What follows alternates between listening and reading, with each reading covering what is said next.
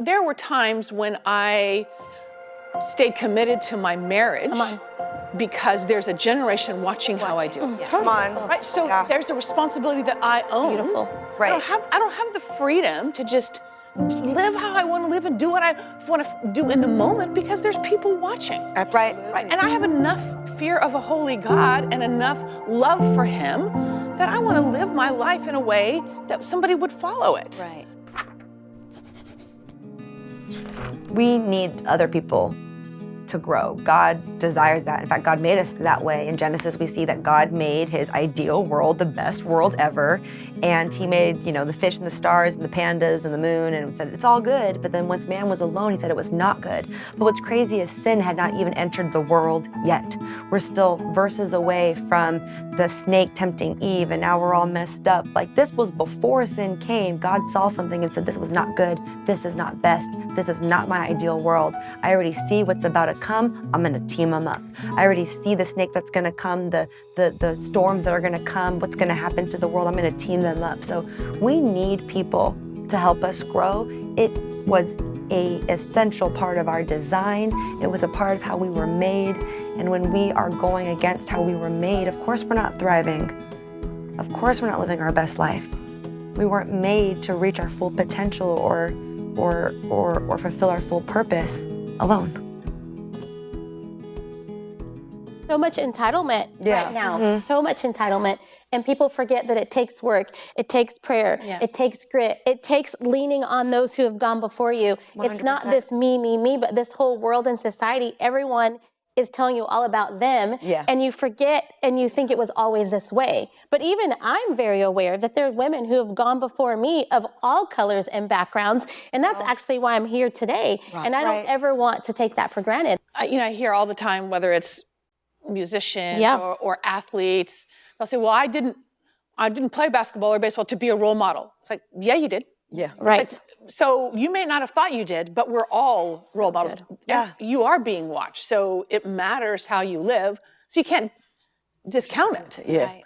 totally. And I think as Christ followers, no matter who we are, if we truly are, the biggest legacy we leave is our impact into somebody else. And we all, if Jesus said, go into all the world and make disciples, he didn't say go into all the world and everyone be a preacher.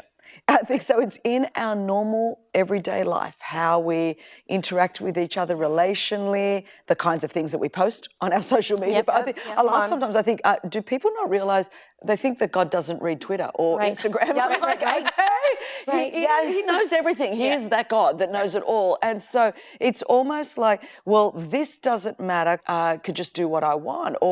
And so I think when you don't care, there's so many things you do as a parent that you just don't do or don't say because you actually care about the next generation. And I think when I look at some of the stuff happening in the world, I'm like, do you all not care about the people coming up after you? Because to just vent, or just how many times do you just not vent in our marriages? It is so crucial to invest in other people, because essentially our primary goal on the planet is to help lead people to Jesus and to make disciples of Jesus Christ. So this kind of thought that we can have a Christianity that is just sort of very, kind of self-focused and all about me and I just need all my time, it's actually not biblical. Yes, there is a place of solitude and replenishing and refreshing, but essentially the eternal legacy that we're going to leave is what we leave and impart into the lives of other people. And so I think it is crucial that we remember that a huge part of why we're here on the planet is to invest in other people. When did we stop watching what we said in front of the kids? Totally. Yeah. Totally. I mean, my parents, if they discussed something, they didn't discuss it in front of me and my sons. Yeah. So now we have social media and we have mothers of young children, posting things that you would never. And I'm thinking, my goodness, you've got little girls at home watching you. Yeah. Right. And training them up. And then, they hit teenage years. You're going to have such trouble. Exactly. And this is the generation we've raised. And so we can't complain about it. Right. But where do you think we've lost? It just seems like we've lost our way in that. To me, there were times when I stayed committed to my marriage. Come on. Because there's a generation watching how I do. Come on. Right? So there's a responsibility that I own. Beautiful. Right. I don't have the freedom to just live how I want to live and do what I want to do in the moment because there's people watching. Absolutely. Right? And I have enough fear of a holy God and enough love for him that I want to live my life in a way that somebody would follow it. Right. Right? So And there's that even responsibility. Stepping out in faith and tragedy comes or heartbreak comes. Showing your children how to get through Yes. that. That's not a time to break down. Right. That's not a time to give up. It's showing my children how to walk through something that's horrible. But that's being saved and getting in the Word of God. Right. Totally. Because this is our salvation. Totally. I think right here. we've confused in our generation this sort of thing of, man, just be transparent, just be authentic. right. Somehow that means just air all your dirty laundry out there. And I'm like, I am not being any less authentic because there are certain things that I will process with the Lord or process with good sisters in the faith.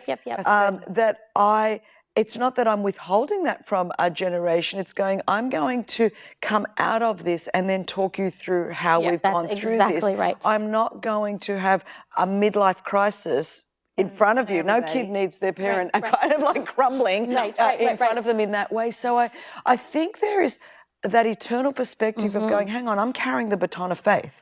And my responsibility is to get this baton of faith into the hand. It's not about how big I can build my life, my ministry, or self-actualize, or it's not about me. It's, am I going to carry this baton of faith and pass it on to the generation that's going to come after me?